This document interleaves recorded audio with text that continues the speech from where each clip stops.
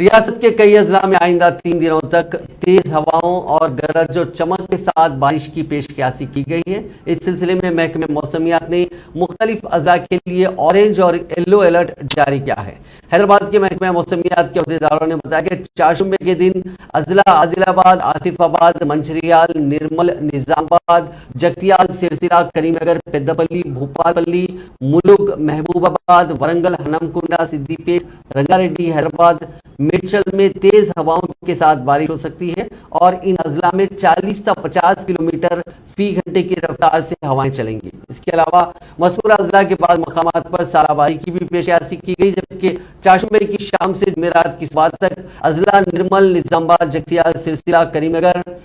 پیداپلی، محبوب آباد، ورنگل، ہنمکنڈا، جنگاؤں، میدک، کاماریڈی میں بارش ہو سکتی ہے۔ جمعرات کی شام سے جمعے کی صبح تک کچھ اور اضلاع میں بارش ہوگی، جبکہ باقی اضلاع میں تیز ہواؤں کے ساتھ بارش کے امکانات ہیں۔